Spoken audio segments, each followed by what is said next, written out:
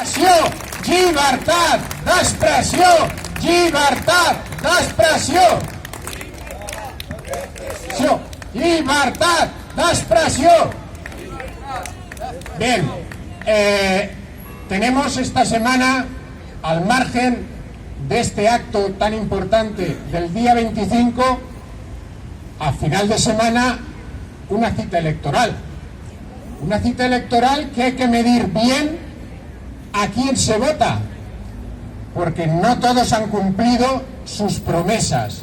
Y eso lo tenemos muy claro todas y todos. Y tenemos que ser consecuentes también a la hora de depositar la papeleta en la urna las personas que quieran ir a votar. Creo que es necesario que en estos momentos demos ese apoyo a quien nos defiende. A quien nos defiende. Y eso cada uno, en función de su criterio, descubrirá quién es el que nos defiende o no. Yo creo que es importante, eso sí, asistir, llenar las papeletas de nuestros votos, pero que cada uno en conciencia sea conocedor de quién nos ha defendido y de quién nos puede seguir defendiendo. Lo hago a modo de reflexión nada más. Creo que es importante ir a votar. Y ahora el compañero Ramón Franquesa nos dará un poco los comentarios que tenemos para esta semana. Buenos días, buenos y lluviosos, pero en fin, no temamos a la lluvia porque vemos que estamos muy protegidos por los Mossos, por la policía local que está también aquí. No temáis que la lluvia no se nos va a llevar por delante.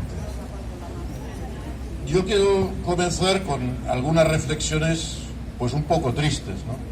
Porque esta semana se acaba de publicar que en Estados Unidos ha aumentado severamente la pobreza, especialmente entre los mayores de 65 años.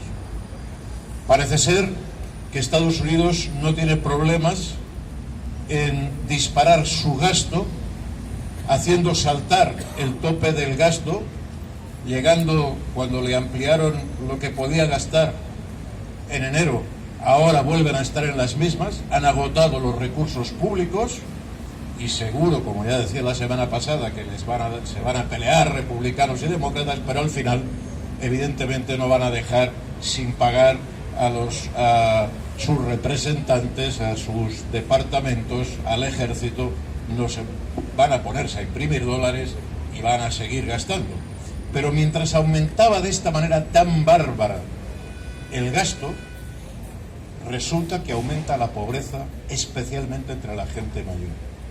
Es decir, estamos viendo una situación en que los gobiernos que durante un montón de años nos han dicho que no había dinero, están gastando como locos, pero no en revertir la pobreza, sino en hacer más ricos a los traficantes de armas, en hacer más ricos a las multinacionales, en hacer más ricos a los que eran ricos a costa de que siga aumentando la pobreza. Porque la segunda noticia nos la daba Cruz Roja aquí en Cataluña. Este año la pobreza ha aumentado un 35%. Pues vamos bien. Suerte que están los nuestros. Que ha aumentado un 35% la pobreza en Cataluña. La gente que no puede pagar los medicamentos, que no puede comer suficiente, que se ve desahuciada. Desde luego, un escenario muy triste y muy preocupante. Pero yendo más allá, esta semana nuestros compañeros, junto con el resto de movimientos pensionistas, tuvimos una entrevista con los representantes parlamentarios. Y la verdad es que salimos enormemente preocupados. Porque, ¿qué es lo que se puso en claro? Punto 1, ningún interés en hacer la auditoría. Ningún interés en poner las cuentas claras. Punto 2, Como sabéis, se aprobó la ley, la última reforma, por un Real Decreto. Un Real Decreto se puede debatir, se puede mejorar en el Parlamento, si alguien lo pide. ¿Y qué nos dijeron? Que no había tiempo. Y nuestros representantes, que son peleones, le sacaron la agenda, porque claro, resulta que ahora el Parlamento dentro de 4 días va a cerrar. Se van a ir de vacaciones, porque ellos sí que tienen vacaciones, y volverá en octubre. Y al cabo de 4 días convocarán elecciones. Y eso quiere decir que ese Real Decreto no se va a discutir. Y hay una omertá, hay un compadreo para que el debate sobre las pensiones no llegue al Parlamento. Porque sirios y troyanos, y también troyanos pequeñitos, no os penséis que solo son los grandes, no tienen ningún interés en que se vea reflejada cuál es su posición respecto al tema de las pensiones. Algo muy triste. Ahora bien, Salas nos hacía una reflexión, porque estamos ahora ante un proceso electoral. Y nos encontramos el pueblo ante un verdadero chantaje. Porque ¿qué ocurre? Ocurre que si nos cabreamos y nos quedamos en casa, va a ganar la derecha, aquellos que dicen que hay que privatizar las pensiones, la sanidad y la educación. Y si participamos, pues ya sabemos que aquellos que llevan en el programa que se defienda lo público, después hacen lo que hacen.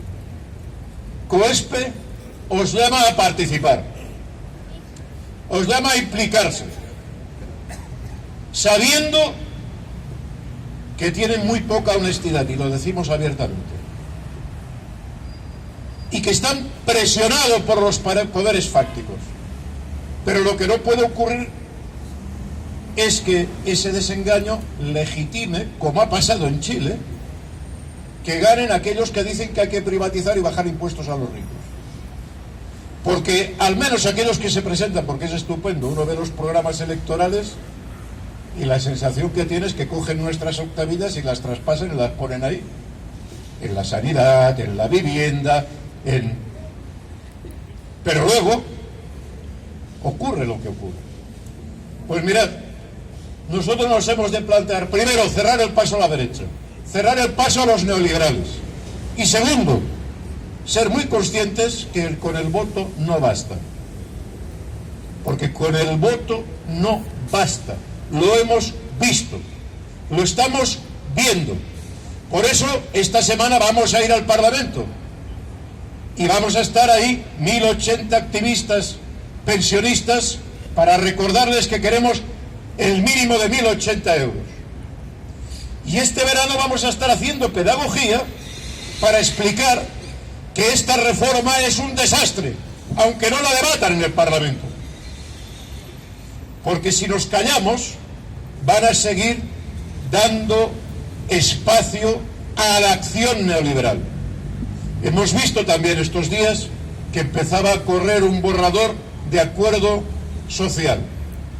Cuando lo desentrañas, ese borrador, que no es el definitivo, pero lo que lleva es para ponerte los pelos de punta.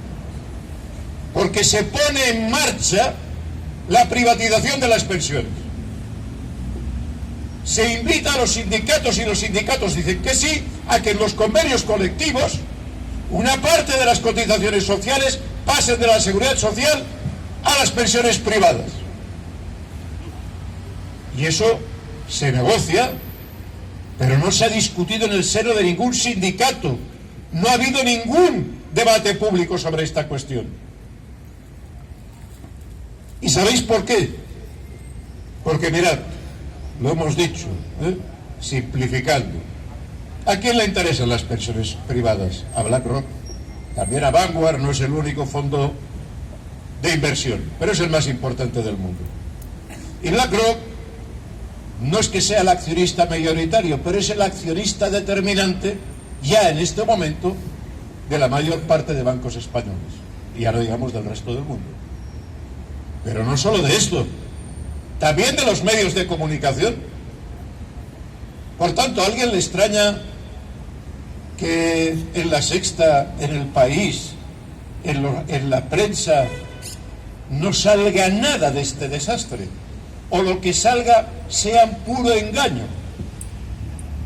Esto que sale todos los días implícitamente, no, si el tema de las pensiones está resuelto.